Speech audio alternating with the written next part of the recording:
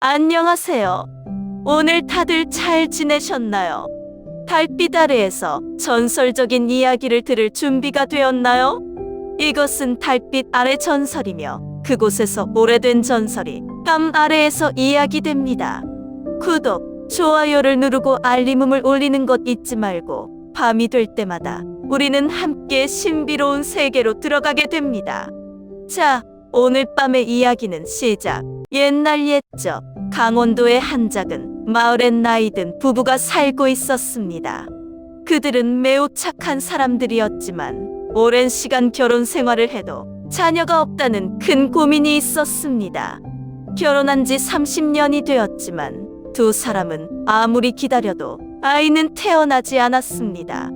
매일같이 아내는 이 문제로 마음이 무겁고 답답한 마음을 담아 남편에게 불평을 늘어놓고 했습니다.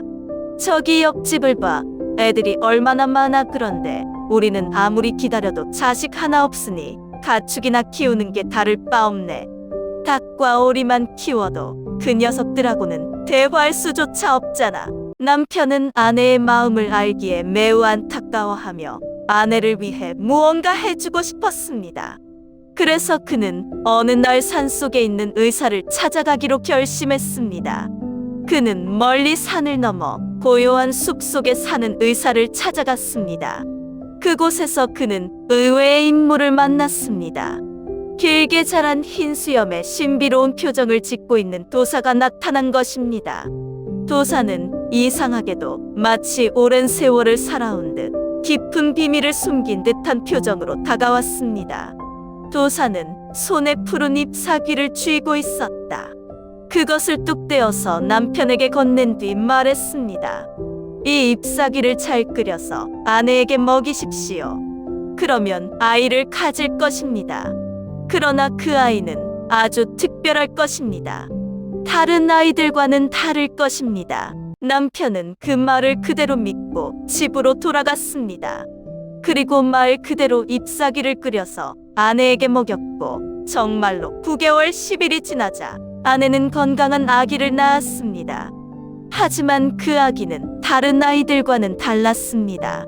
그의 피부는 검고 마치 밤처럼 까만색이었으며 그 모습은 마치 작은 밤나무 열매 같았습니다. 그래서 두 사람은 그 아기의 이름을 호두라고 지었습니다.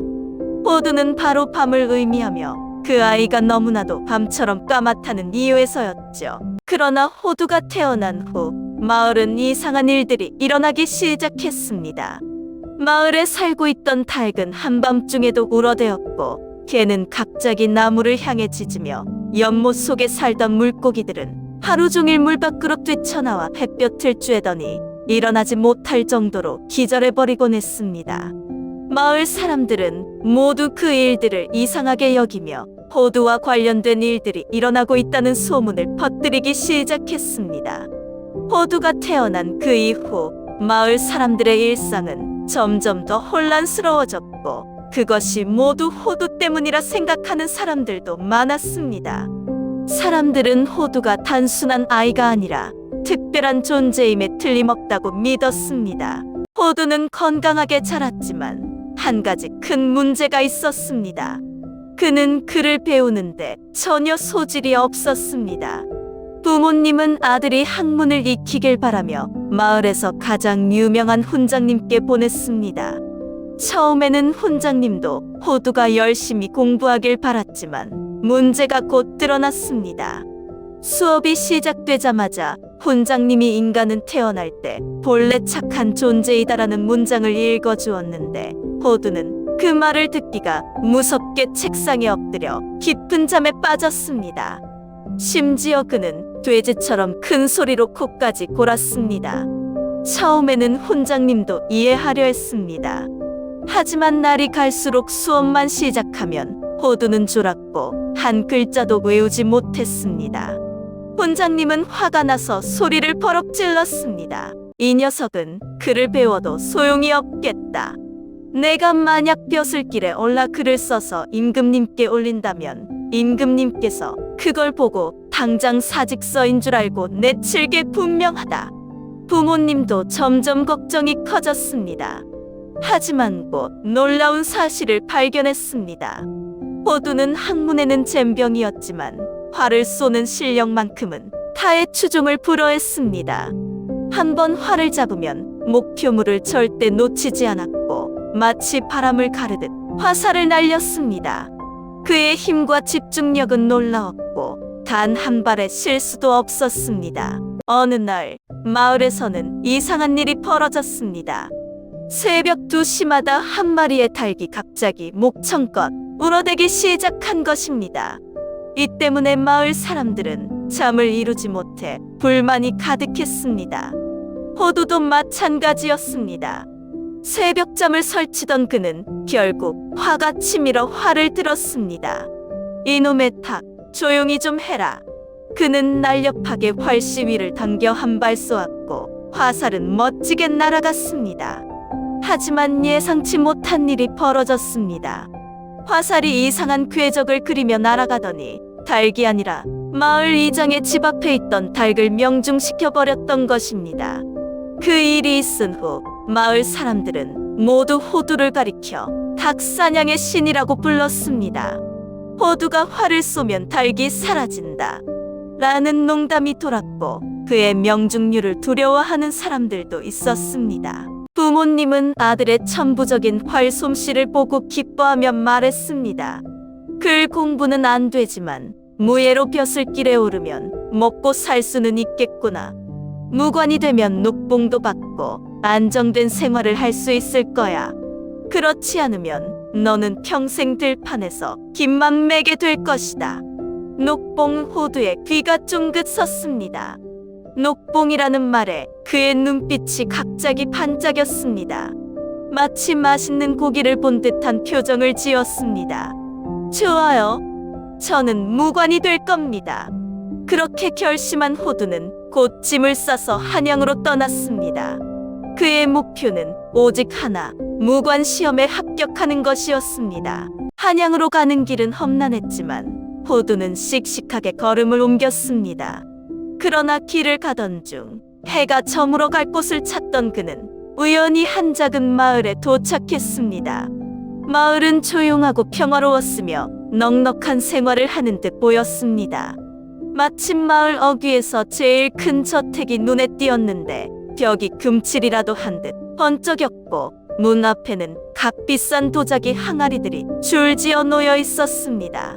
이 저택의 주인은 마을에서 가장 부자인 장사꾼이었고 그의 외동딸 잔디는 마을에서 미모로 소문난 교수였습니다. 그녀는 하얀 피부에 길게 따은 머리를 가졌으며 눈빛 하나로도 남자들의 마음을 흔들 정도로 아름다웠습니다. 하지만 문제는 그녀가 너무 까다로워 아직 혼인을 하지 않았다는 것이었습니다. 잔디는 부잣집 딸인 만큼 자신에게 걸맞은 신랑감을 찾고 있었고 아무리 잘생긴 남자라도 학식이 없거나 돈이 없으면 거들떠보지도 않았습니다. 그러다 보니 마을의 많은 총각들이 그녀에게 고백했다가 퇴짜를 맞았고 어느새 그녀는 혼자 늙어가는 교수라는 별명까지 얻게 되었습니다. 그러던 어느 날 마침 호두가 그 마을을 지나가게 되었고 피곤한 몸을 이끌고 잔디의 집 앞을 지나가다 잠시 쉬고 있었습니다. 그때 잔디가 우연히 마당에 나왔다가 호두를 발견했습니다. 호두는 덩치가 크고 단단한 근육을 가진 건장한 사내였습니다. 땀에 젖은 이마, 굳센 팔뚝, 그리고 자신감 넘치는 태도까지. 처음 본 순간 잔디는 가슴이 뛰었습니다. 잔디는 한달음에 달려가 다정한 목소리로 물었습니다. 이봐요, 산액 어디 가는 길이죠?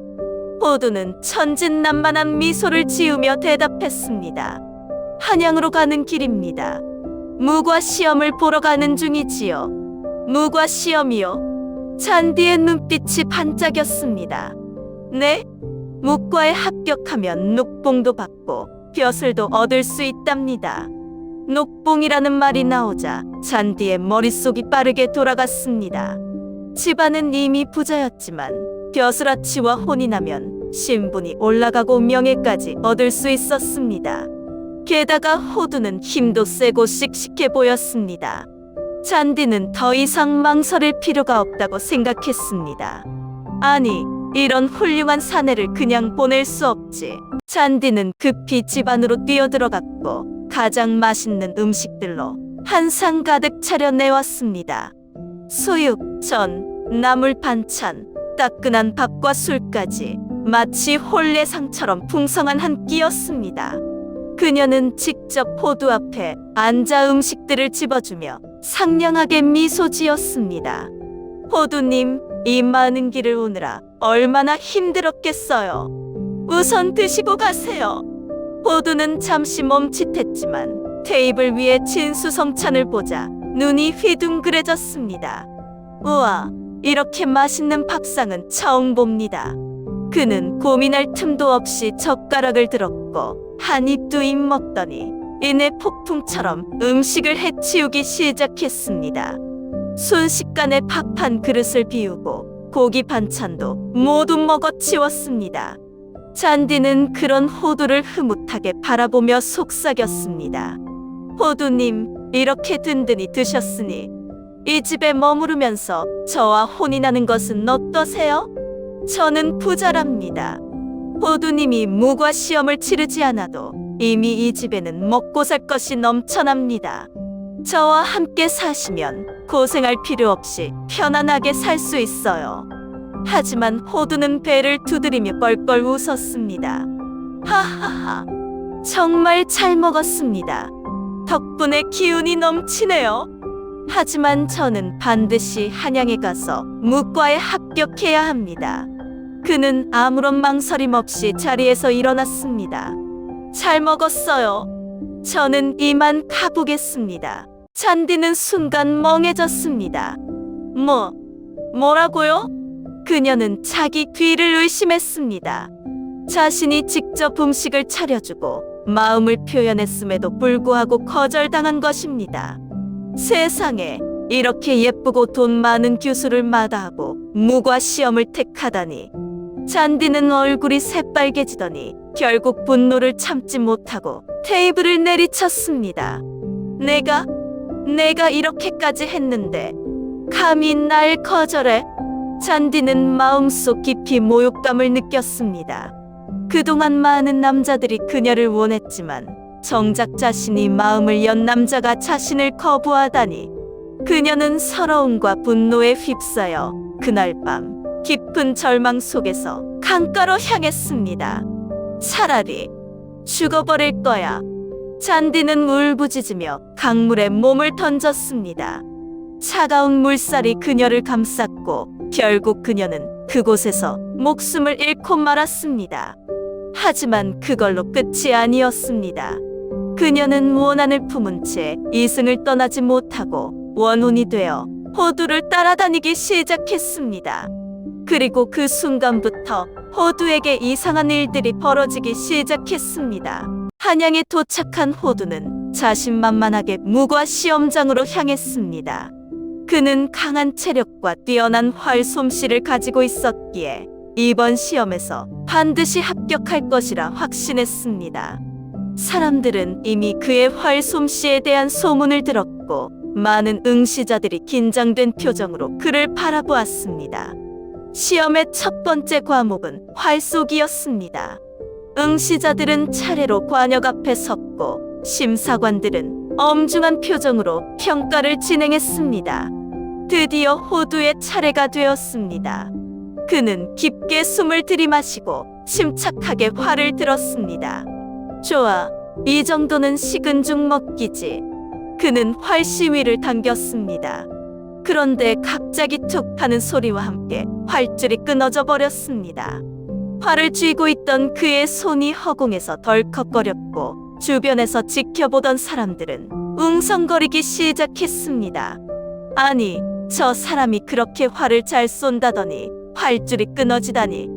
호두는 당황했지만 괜찮아, 다시 하면 되라며 재빨리 다른 활을 들고 다시 시도했습니다. 이번에는 반드시 완벽한 사격을 보여주리라 마음먹고 활 시위를 단단히 당겼습니다. 그리고 힘껏 화살을 날렸습니다. 하지만 화살은 곧장 관역으로 날아가지 않았습니다. 이상하게도 공중에서 회전하며 예상치 못한 방향으로 날아가더니 심사관이 앉아있던 의자에 꽂혀버렸습니다. 으악! 심사관은 갑자기 자기 의자에 박힌 화살을 보고 깜짝 놀라 벌떡 일어났습니다. 그는 얼굴이 창백해진 채 호두를 노려보며 소리쳤습니다. 내 이놈 지금 무과 시험을 보는 것이냐? 아니면 나를 노리고 화살을 쏜 것이냐? 호두는 황급히 손을 휘저으며 변명했습니다. 아닙니다. 저는 관역을 조준했는데 왜 이런 일이? 그는 곰곰이 생각하다가 혼잣말처럼 중얼거렸습니다. 설마 내가 귀신에 쓰인 건가? 하지만 시험은 계속되었습니다. 이번에는 검술 실력이 평가되는 순서였습니다. 호두는 긴장했지만 활쏘기에서 실수한 만큼 반드시 좋은 모습을 보여주겠다고 다짐했습니다. 심사관이 신호를 보내자 호두는 빠르게 검을 뽑아들고 힘차게 첫 번째 공격을 펼쳤습니다. 칼날이 바람을 가르며 매섭게 움직였습니다. 그러나 두 번째 동작을 수행하려던 순간 갑자기 휙하며 그의 바지가 내려가 버렸습니다.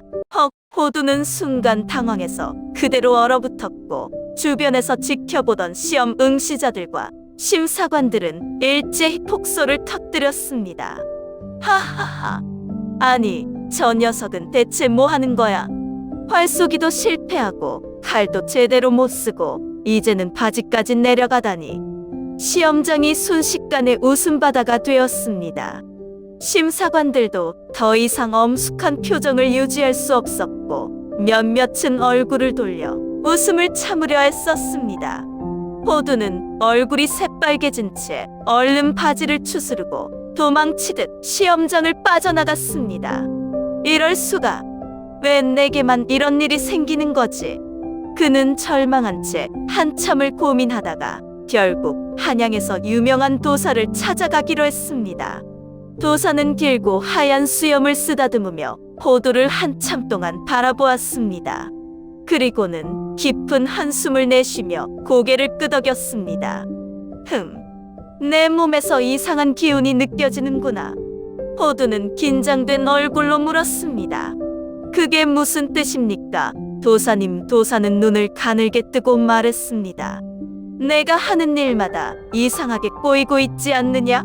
활이 엉뚱한 곳으로 날아가고 바지가 갑자기 내려가고 그 모든 것이 우연이라고 생각하느냐? 호두는 고개를 끄덕였다가 갑자기 떠오른 생각에 멍한 표정을 지었습니다. 설마 잔디? 도사는 조용히 고개를 끄덕였습니다. 그래, 너를 원망하는 한 여인의 혼인 너를 따라다니며 계속해서 방해하고 있는 것이다. 호두는 그 말을 듣고 절망한 표정이 되었습니다. 아니, 대체 왜 저한테 이러는 겁니까? 제가 일부러 잔디를 버린 것도 아니고 저는 그냥 시험을 보러 가려 했을 뿐인데. 그는 두 손으로 머리를 감싸며 좌절했습니다. 대체 어떻게 해야 잔디가 나를 놓아줄까요? 도사는 조용히 눈을 감고 생각하더니 무겁게 입을 열었습니다. 그 원혼을 달래지 않으면 너는 앞으로도 계속 불행을 겪게 될 것이다. 그녀의 한을 풀어주어야 한다. 호두는 절박한 표정으로 도사를 바라보았습니다. 그럼 제가 무엇을 해야 합니까? 도사는 다시 길게 수염을 쓰다듬으며 말했다. 그녀가 생전에 가장 원했던 것이 무엇인지 떠올려 보아라. 그리고 그것을 바쳐 그녀를 달래야 한다. 호두는 깊은 한숨을 쉬며 중얼거렸습니다. 설마 녹봉? 이번 시험에서 호두는 완전히 다른 사람이 되어 있었다. 더 이상 화살이 엉뚱한 곳으로 날아가지도 않았고 칼을 휘두를 때 바지가 내려가는 일도 없었다. 그는 단단한 각오로 활을 들었고 심호흡을 한 뒤 관역을 정확히 겨냥했다. 씩 화살은 바람을 가르며 날아갔고 단 한 치의 오차도 없이 정중앙을 꿰뚫었다. 심사관들은 깜짝 놀라 서로를 바라보았다. 저 사내 활솜씨가 보통이 아니군. 그의 검술 시험에서도 마찬가지였다. 호두는 힘과 기술을 조화롭게 사용하며 검을 능숙하게 휘둘렀다. 이전 시험에서 바지가 내려갔던 굴욕은 어디에도 없었다. 그의 검술은 빠르고 정확했고 강한 기세가 느껴졌다.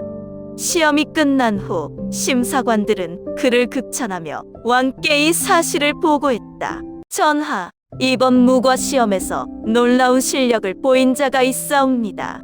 그의 활솜씨는 백발백중이며 검술 또한 탁월하옵니다. 왕은 이 이야기를 듣고 흥미로워하며 호두를 직접 불러보았다. 과연 그대가 그 소문난 호두란 말이냐? 호두는 겸손하게 머리를 숙이며 대답했다. 소자는 오직 나라를 위해 충성을 다할 마음뿐이옵니다. 왕은 그의 당찬 태도와 실력에 감탄했다. 사실 호두가 과거 시험에서 이상한 일들을 겪었다는 소문을 들었지만 이제는 그의 실력을 인정하지 않을 수 없었다. 그대의 실력이라면 나라를 지키는데 큰 힘이 될 것이다.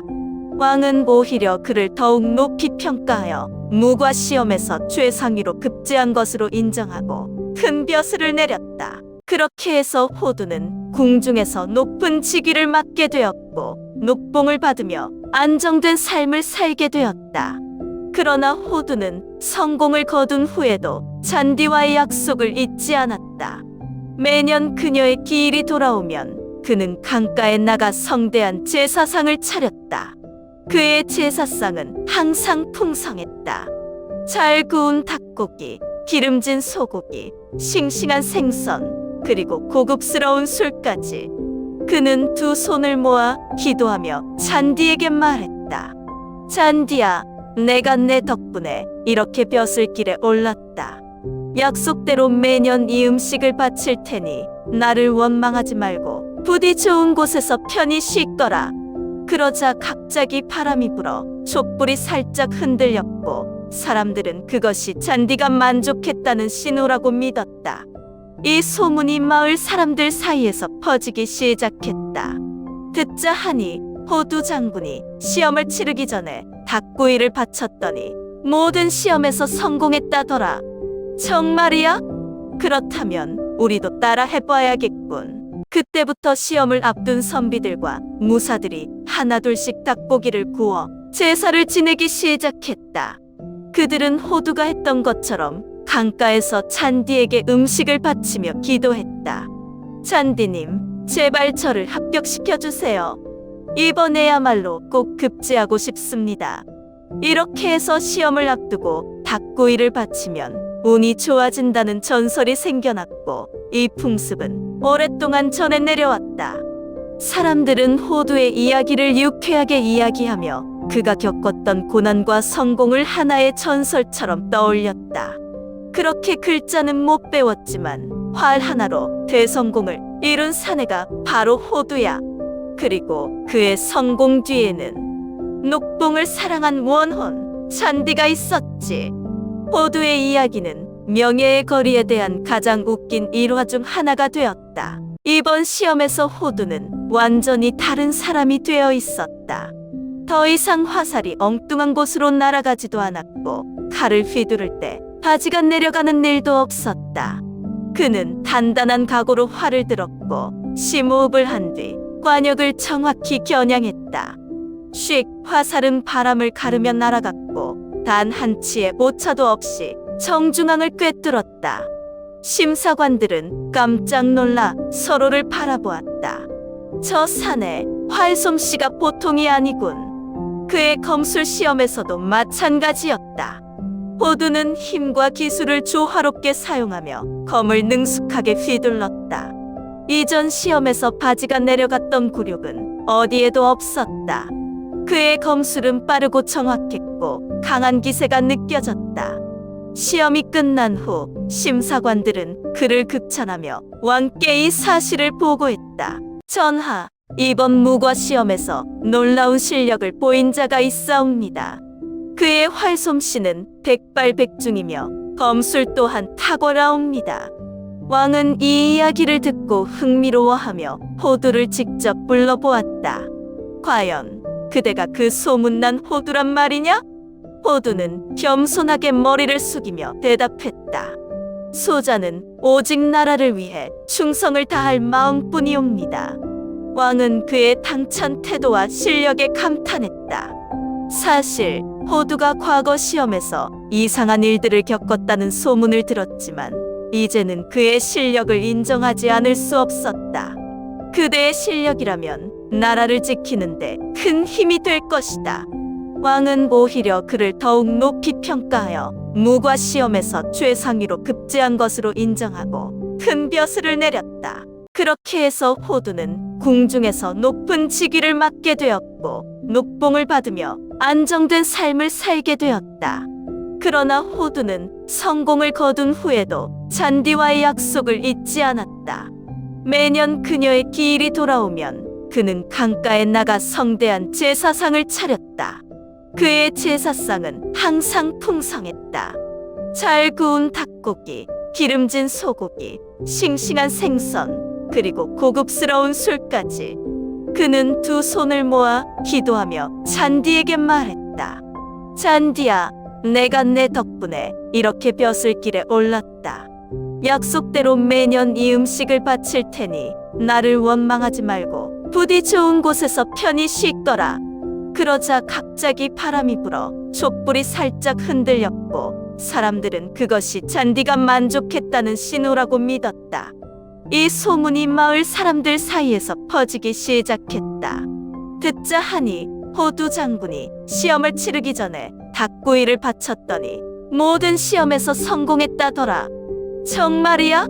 그렇다면 우리도 따라 해봐야겠군. 그때부터 시험을 앞둔 선비들과 무사들이 하나둘씩 닭고기를 구워 제사를 지내기 시작했다.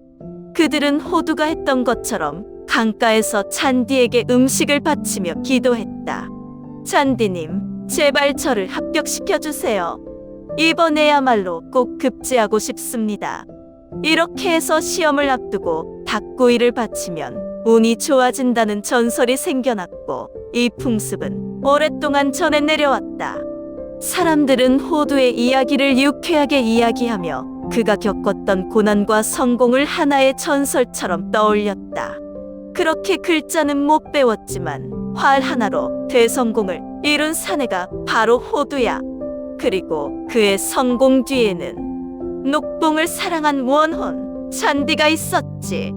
호두의 이야기는 명예의 거리에 대한 가장 웃긴 일화 중 하나가 되었다. 자, 오늘 밤의 전설은 여기까지입니다. 하지만 아시다시피 모든 이야기는 끝이 아니라 새로운 시작입니다. 그러니까 다음 사연에서 또 만났으면 좋겠어요.